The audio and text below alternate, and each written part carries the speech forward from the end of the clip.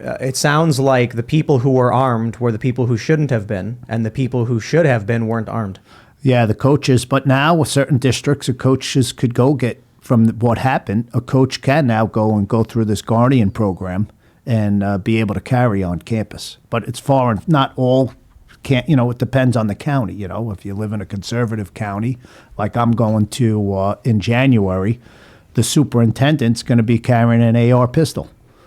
That's up in Bradford County, where I'm doing some things with law enforcement. So I hear a lot from these Democrat establishment gun control types. They think that it's nightmarish, this idea that teachers would be armed, that we would have special law enforcement armed in these schools. But the crazy thing is, if you go back in time, they had gun clubs at high schools. Mm-hmm. Yeah, rifle clubs. Rifle clubs. People had guns. People were armed. And then we slowly started banning them. Now the idea of just going back to the way things used to be is shocking. Like, oh, how could we? But I don't know. I'm curious your thoughts. What do you think? I mean, the problem really with a lot of these shootings, what Democrats focus on gun control before they even know the facts. Like, the kid could have been cutting animals up in his backyard, threatening to kill people, rape people, but they don't look into any of the failures before or prior. You need to see what happened before to prevent things from happening in the future. So Democrats, when they focus just on gun control, it doesn't solve a thing. But that's one thing I could say really what happened in Florida. It was Governor Scott at the time. He formed the Marjorie Stoneman Safety Commission, and I was on it, and some friends and other fathers that had kids killed, and deputies and sheriffs and lawyers, and they dissected everything that happened in Parkland, and they made changes in the whole state. And Ron DeSantis, who I'm friends with, he removed the sheriff. He was unbelievable, the guy. He removed that failed sheriff the first month in office. Ron came down. I got a call from him. He goes, Andy, we're going to remove that sheriff. And I go, how are you going to do that? He goes, well, I'm just going to remove him. I'll be in Tallahassee. I go, no, Governor, you need to come down to Broward, go right in his office, and you yank that guy right there. It was so great. He flew down to Broward. He had an emergency landing on the way down. So it's like hours we're waiting, like everyone's waiting at the sheriff's office. And he came down and he removed the sheriff within the first month. It was like national news that he got rid of him. He was the guy that was on CNN talking about his amazing leadership. Wow. He's actually, and he ran again. Broward is such a cesspool.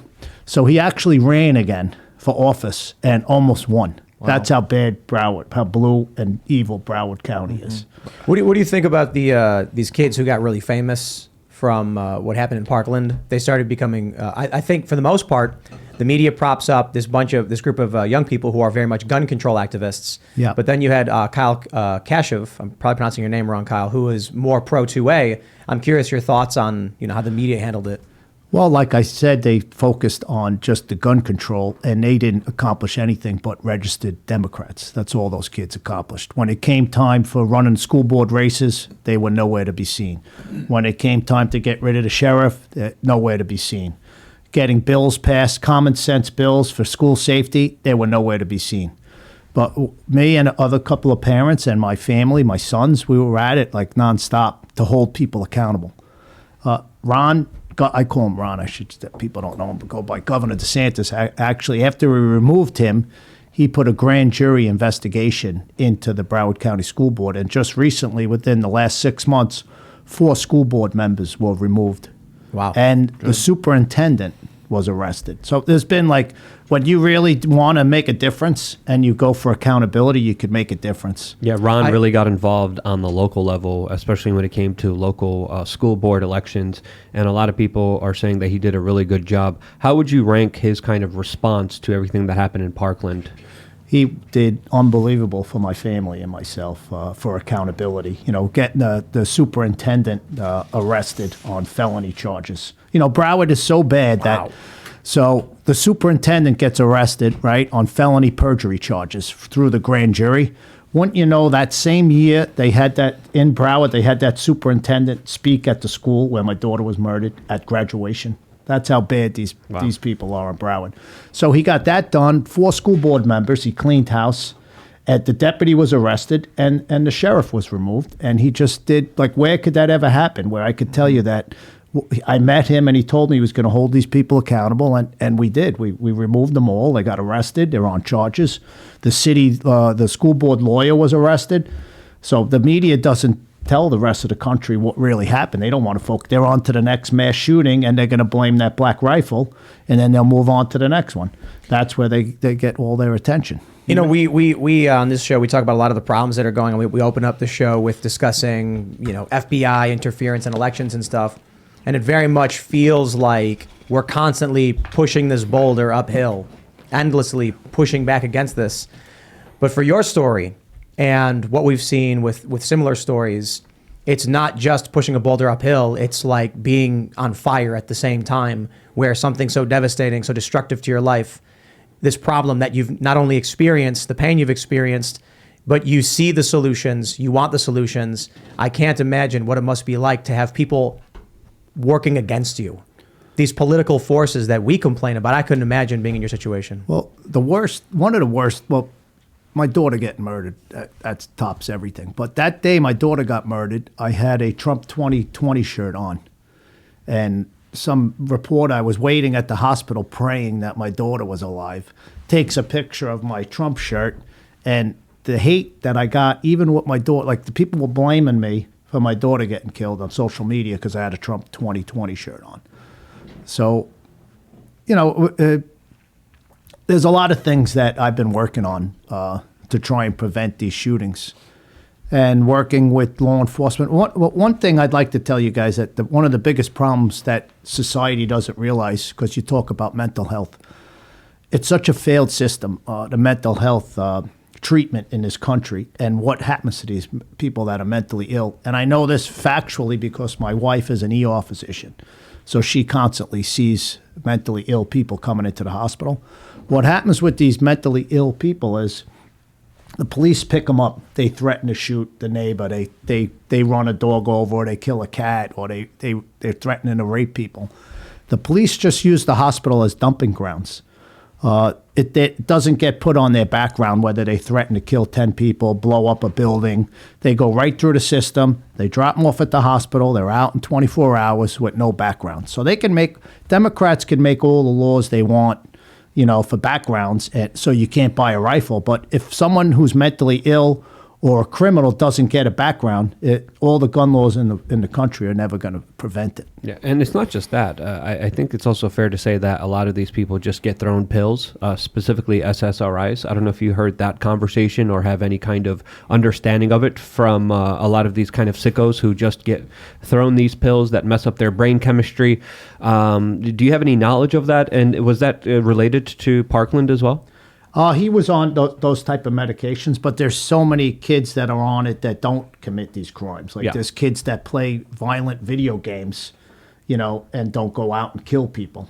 So I've heard of that, and the one that my daughter's murderer was on those types of medications.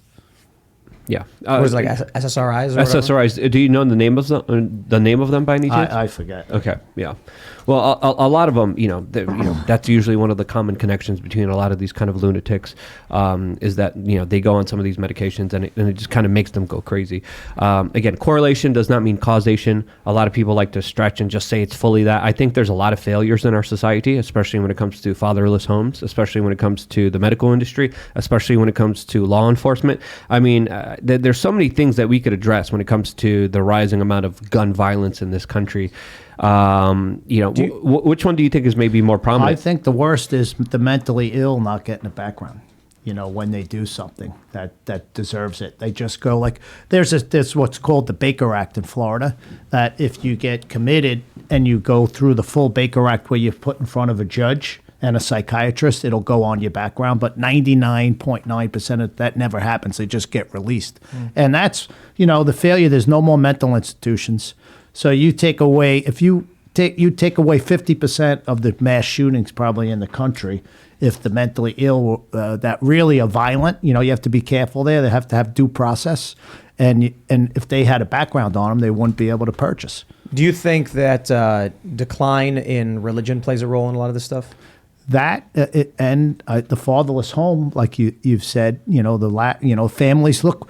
with inflation now, look what parents have to do just to stay afloat, man. Even if there are two parents, they're working, just to be able to afford a dozen eggs now. The price of everything, food, gas. A parent, years ago, my mom stayed home, when I was growing up. How many parents now have that ability where they don't need two parents working? So it is a problem in society. People looking at me like I got some wisdom. Well, I thought you were going to say Yeah, something. you What are look you like gonna say, man? I'm trying to find out what drug the guy was on. I couldn't figure it out. I think a big part of it is that mental that illness. really wasn't focusing on the drugs, I- because they wanted a death penalty, so they don't want any outs with any drugs or any mental illness, I asked about the religion, but it's not just about religion. It's about a cohesive cultural structure. It's everything. It's the whole family unit. Right. I see is struggling. And, I couldn't help but to notice, too, because, Ian's copy of Genderqueer is sitting next to you. You're familiar with that whole controversy? I don't follow it that much, but I know that I follow it with the sports and stuff, with men competing and women's sports and different bathrooms and genders. This book is in grade schools, and I can't show you what's in it because it's a violation of of YouTube's rules to show the content that's in that book. That's horrible. It's adult graphic content that they're having kids see it. And this is a component. I don't want to Sure. The governor in Florida was attacked for they put this bill in place. You guys must have heard it. What they wanted to make it the Don't Say Gay bill. The parental rights in education. But really it was, the teachers have no right teaching anything about sexuality in kindergarten, first grade, and second grade. And that's all it was. And they attacked the guy. Like, what parent would want you sending your child to school in kindergarten? They're talking about And then they lied gender about identity. it. Yeah, and then they lied about it. They said it was the Don't Say Gay bill. There was nothing in there about that at all. They just wanted to attack him. Exactly. And then the national media and the Democratic Party all march in lockstep saying anybody who brings it up is lying about it. Including Disney. That's right. Like, what the heck? Why is the guy even saying anything? But what's great is, Governor DeSantis went at Disney. They were getting all these special tax breaks for being a Florida corp, and he pulled them all from them. So now they're paying regular DeSantis taxes. he's doing great a savage, stuff. the guy. He's a savage. He's a great guy. Well, so, I bring this up because the stuff we're seeing in schools, the decline, or I should say the rise of secularism and the decline of religion, all seem to be components in not just shootings at schools, shootings in cities, a rise in violent crime in all the major cities, but also an unwillingness from people in the community to actually try to save each other. So, talking about having a Parkland, talking about having with Uvalde, like I said, it's kind of like what we see with communist China. These cops are like, you can't go in, I'll get sued, and I'm not going to save them because I don't care about you, I don't know who you are, and you don't mean anything to me. Well, it depends. It's a serious thing. I get a lot of calls from parents and emails about their children in the schools and what's going on, about everything: gender identity, security, what they're teaching in the schools, restorative justice programs. And my first answer to them is, because it's really painful. I can't answer everybody about their kid getting bullied or another kid getting murdered. But the quickest response would be, if you could afford it, you send your kid to private school. When did you guys ever hear of the last school shooting that was at a private school? You never hear about it. That's a great point. And if you can't afford private school, you homeschool, or you move to a district where that's not going on. Homeschooling has been increasing dramatically, but I think that latest Project Veritas video came from a very elite private school where people are spending about $30,000 to $40,000 a kid per year, and they have teachers there that are doing unspeakable things that if we mentioned here on this YouTube channel, we would get cut off automatically. Well, we can. Let's put it this way: Project Veritas put out an expose where the dean of students said that they pass around adult toys and discuss the difference between lube and spit. And instruct the children on how to insert these things into their bodies. And this is an elite private high school with 14-year-olds being told this. What's the school name? I'm going to have to double check. Francis something. Francis Park or something like that. Francis W. Park. Yeah. Well, it goes back to, every community, the parents have the power to make a change with their elections. And it all starts, like you mentioned, the school board elections are more important than who's living in the White House. But you look at what's happening, it's all tied together. When we see the economy start imploding, these parents don't have time to go to these meetings. They got to work 2 jobs, and they got to work 2 jobs each. So now you don't got parents who can be at home with their kids. This is breaking up the family. Then they're Correct. using the schools as daycare centers, also bad for the family. Then you get teachers who are trying to subvert the parents' guidance, like what we saw in Florida, resulting in Ron DeSantis, pushing along with Republicans the parental rights in education. You actually see now the craziest thing out of Chicago with this private school, $40,000 a year. This guy on camera is saying it's really cool that he gets to do this. And when Veritas exposed them for showing children, young kids, these adult objects and describing their use and insertion, the school defended the dean. The school defamed Veritas, in my opinion, said that they were malicious, actively defending the depraved behavior. That's the power of the parents. Who would send their child to a school like that? Take your kid out of that school and make them go bankrupt. It's only because of Project Veritas that they might know about it right now. Because they're working. The economy's in the gutter. What are you supposed to do? You go to work and you pray that your kids are in. Both parents are working. Right. So the family is being gutted and destroyed. And it's affecting, like you said, crime, shootings, kids taking drugs, fentanyl. It implodes. It starts back at the bottom. Plus social media influencing the minds of children early on. Parents just giving a phone to children, and then they're in the hands of social media that is essentially creating a kind of thought control where they're curated particular content that they want them to see. You add that with a horrible diet. You add that with people not having the right gut, the right brain working correctly. It's a recipe for disaster. And I think we're going to be seeing a lot more violent events, especially with the increase in poverty, and especially with the increase of fatherless homes. I think it's almost guaranteed that there's going to be a lot more shootings, a lot more violent acts with children coming our way, because there's all the ingredients are there, and there's nothing taking away from this larger problem that I think is sadly unavoidable right now. I hear all this, and I'm saying to myself how fortunate it was to grow up in the 80s. Yeah. And party like a rock star. And my biggest worry was where was the party that week, and where we're going to go get a cold keg of Budweiser. Thanks for watching this clip from the Timcast IRL podcast. Hang out with us live Monday through Friday at 8 p.m. and become a member over at timcast.com for uncensored, members-only shows exclusive. Thanks for hanging out, and we'll see you all next time.